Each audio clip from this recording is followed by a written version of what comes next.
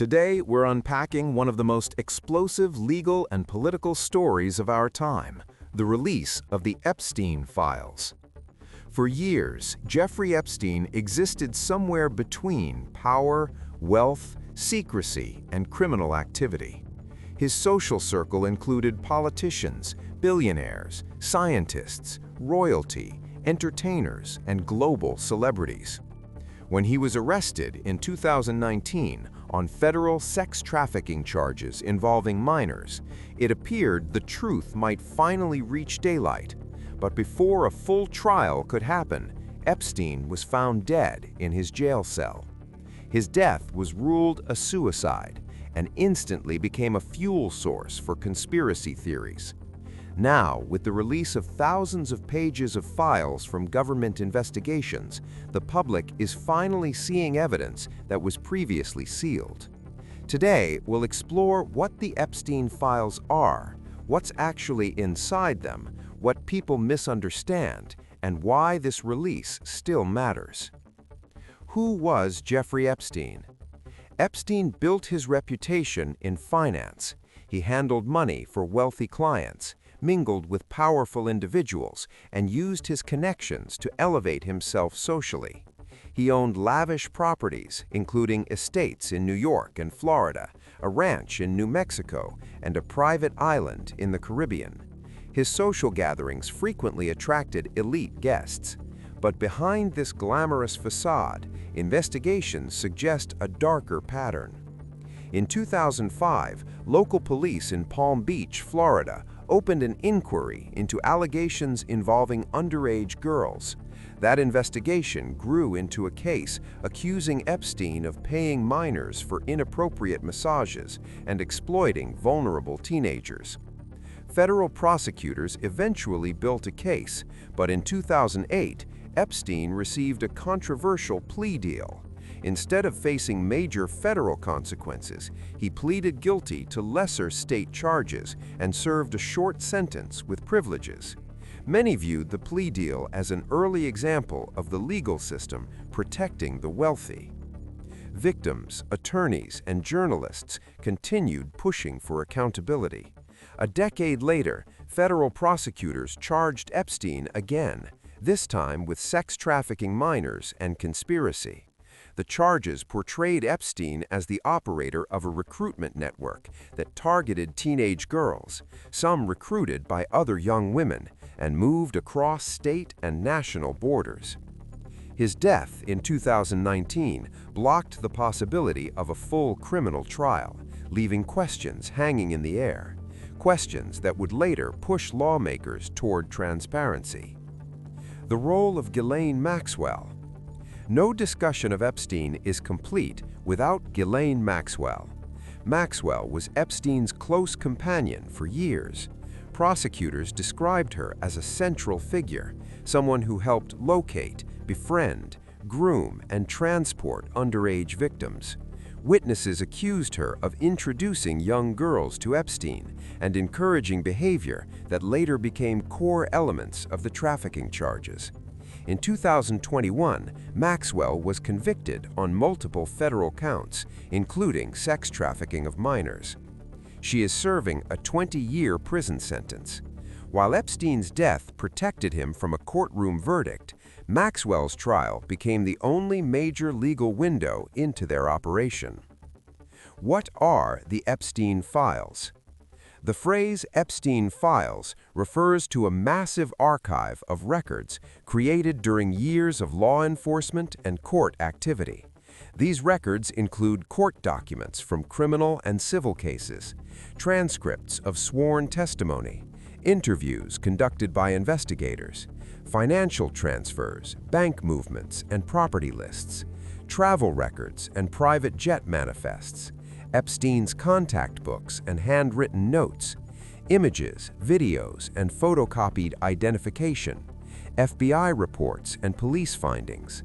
For years, portions of these records were sealed, sometimes to protect victims, sometimes because investigations were ongoing, and sometimes because of legal confidentiality. This secrecy became a breeding ground for speculation. People assumed that somewhere in these files was a definitive client list, a list of powerful individuals who must have been guilty of crimes. But the reality is more complicated. Being mentioned in a contact list, appearing in a photograph, or riding on a plane with a wealthy financier does not automatically prove involvement in criminal activity. That distinction matters, especially as the files become public. Why are the files being released now? Years of pressure from the public, journalists, victim advocacy groups, and political leaders culminated in new laws that demanded transparency.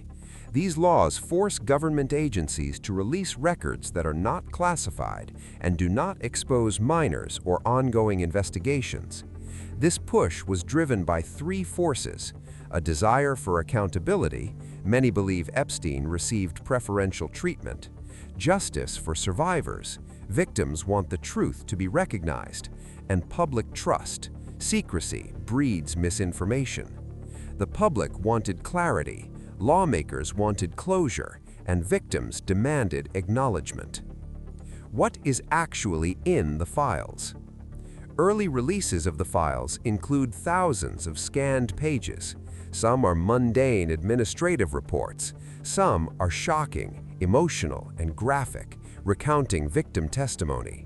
They contain details of Epstein's movement between properties, notes describing recruitment patterns, financial support given to young women, statements from victims describing grooming, travel records that show associates flying with Epstein, photographs of Epstein posing with public figures.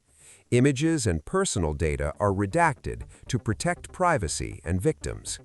One of the biggest takeaways is not who appears next to Epstein in a picture, but how systematically he operated. The records show patterns of manipulation, exploitation, and control. They portray a man who used money and influence as weapons. What the files do not prove. This is where public perception becomes dangerous. The files do not provide automatic proof that everyone photographed, listed, or socially connected to Epstein was a criminal participant. Wealthy figures often find themselves in large, overlapping networks: charity events, political fundraisers, scientific foundations, and private parties. Some people who appear in travel or guest lists may have been present for perfectly legal interactions. Others may have been unaware of Epstein's crimes. This does not excuse the moral outrage, but it reminds us that evidence matters. In legal terms, prosecution requires proof, not assumption. What victims say. Victim testimony remains at the heart of this story. Many describe being targeted as teenagers, often at vulnerable points in life. They recount promises of financial help, modeling opportunities, tutoring, connections, or stability. Some victims reported a progression: a friendly introduction, gifts or money, gradual boundary pushing, pressure to provide massages, demand for sexual activity. A key allegation repeated across testimony is that Epstein preferred girls who were still minors. These accusations are consistent, emotional, and disturbing. These voices, not celebrity speculation, are the central moral weight of the case. The Internet and myth-making. Epstein's death turned the case into a cultural phenomenon. Because he died before trial, people rushed to theories. Some insisted he was murdered to silence him. Others believed shadow organizations were involved. Some saw the case as proof of global corruption. The release of records was meant, in part, to counter that fog, not by feeding conspiracy, but by showing documented evidence. What we now have is not myth. It is not rumor. It is a paper trail. The political battle. Political reactions to the file releases have ranged from support to outrage.